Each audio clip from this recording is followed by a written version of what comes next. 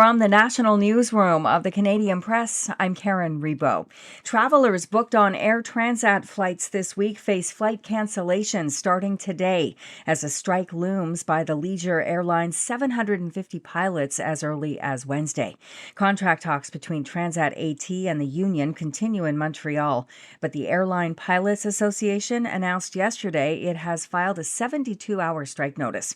Transat said it has offered pilots major improvements and a 59% wage hike over 5 years, but the union called that figure very inaccurate and a product of creative accounting. Advocates for blind Canadians aren't seeing an upside about a proposal in the federal budget bill that could see the end of some free postage services. A small section of the Liberals' Budget Implementation Act up for debate in the House would repeal parts of legislation that currently let Canadians ship accessible reading materials like books in Braille and audiobooks through Canada Post free of charge. Laurie Davidson heads up the Centre for Equitable Library Access and says the proposed changes are mind-boggling. Because it's a human rights issue, right? It's a human rights for equitable access, and this should not be negotiable. And it's alarming to me that the government has decided to put this in. I might even say sort of intentionally obscure it so that nobody will notice it. She says the extra costs would sink her group's work. U.S. President Donald Trump says his recent meeting with Prime Minister Mark Carney and the President of Mexico in Washington was productive. He told reporters last night before hosting the Kennedy Center honors that their conversation on Friday following the FIFA World Cup draw focused mainly on trade. Trump said he has a good relationship with Carney and with Canada, but he wouldn't commit to restarting stalled trade talks. Yeah, we'll see. I mean, the problem is Canada makes a lot of things that we don't need because we make them also. But we'll work it out. Canada's a special place.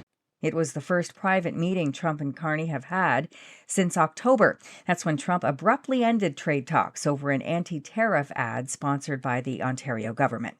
The author who wrote the hit money advice book, The Wealthy Barber, says young Canadians face a tougher financial landscape, but also more opportunities than when he wrote his bestseller 36 years ago. Ontario-based investor David Chilton, who has penned a fully updated version of his 1989 classic, stresses that the personal finance principles he swore by still hold true today, like his golden rule of squirreling away 10% of your salary. It's more important than ever to pay yourself first because it is so costly out there that if you leave it to budgeting or you leave it to human nature, it for sure won't be there now. His updated advice is to make use of newer financial tools, such as the tax-free savings account, and to accept money from the bank of mom and dad if it's offered. This is the Canadian Press. In sports, NBA action last night saw the Toronto Raptors lose their third straight. The Raptors fell 121-113 to the Boston Celtics. Forward Jaylen Brown scored 30 points for Boston. Brandon Ingram's 30 points led the Raptors, who were behind 23 points early in the third quarter and took their first lead early in the fourth, but they just couldn't hold on to it. Jamal Murray of Kitchener, Ontario, scored 34 points to lead the Denver Nuggets to a defeat over the Charlotte Hornets.